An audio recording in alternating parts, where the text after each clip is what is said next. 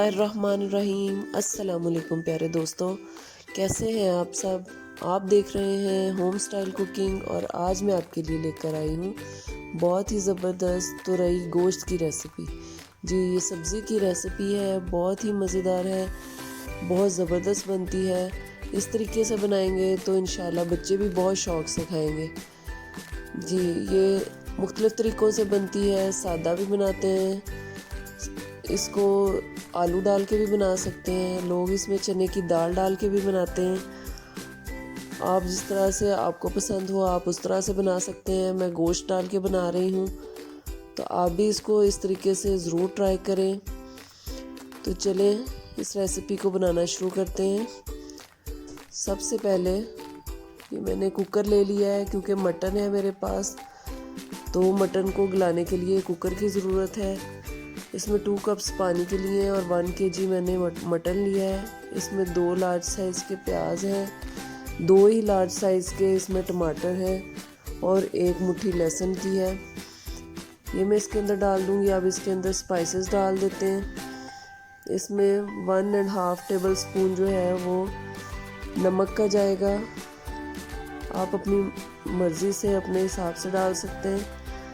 2 table spoon जो है वो इसके अंदर रेड चिली पाउडर, सुरख मिर्चें जाएंगी, 1 टेबल स्पून हल्दी पाउडर जाएगा। अब इसको हम अच्छी तरह से मिक्सअप कर लेंगे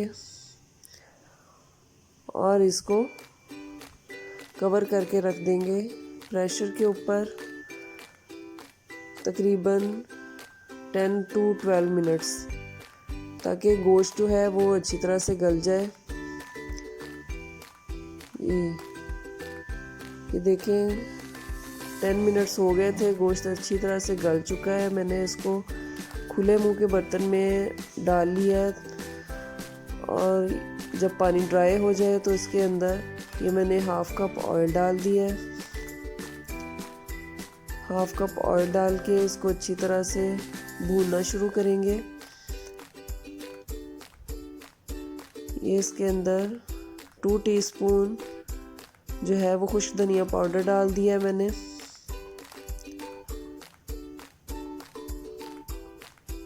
और 1 टीस्पून जो है वो गरम मसाला पाउडर डाला है।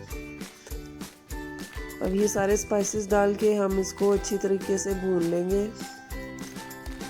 इतना भूनेंगे कि इसका जो है वो ऑयल अलहदा हो जाए और इसका पानी बिल्कुल ड्राई हो जाए और ये अच्छी तरह से भुन जाए। इसमें से जो गोश्त की स्मेल है वो ख़त्म हो जाए। तकरीबन हमने इसको 10 से 15 मिनट तक अच्छे तरीके से भूनना है।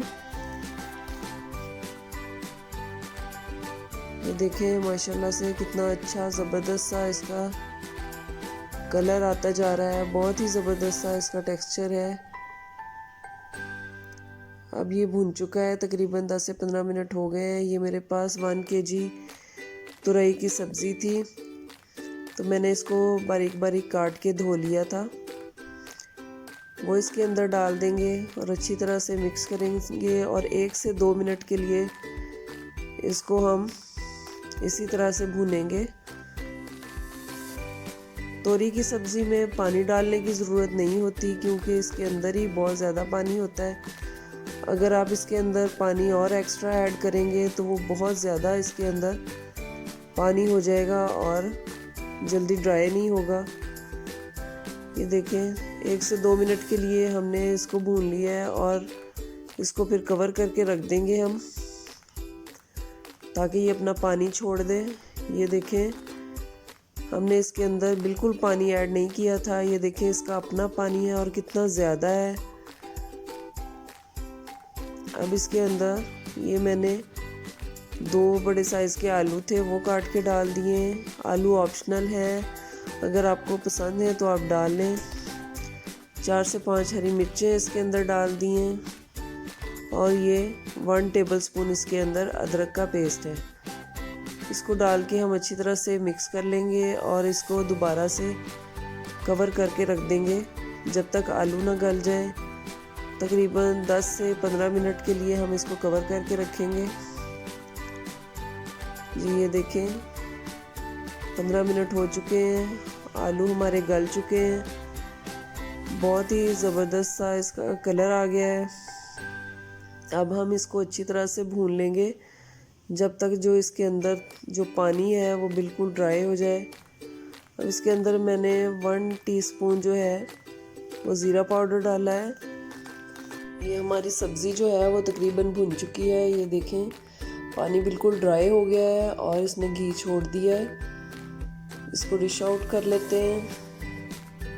یہ دیکھیں ماشاءاللہ سے کتنا اچھا، کتنا زبردست سا اس کا کلر ہے اور بہت زبردست سا اس کا ٹیسٹ ہوتا ہے۔ آپ بھی اس کو ضرور ٹرائی کریں اور سبزیاں اپنے بچوں کو ضرور کھلائیں۔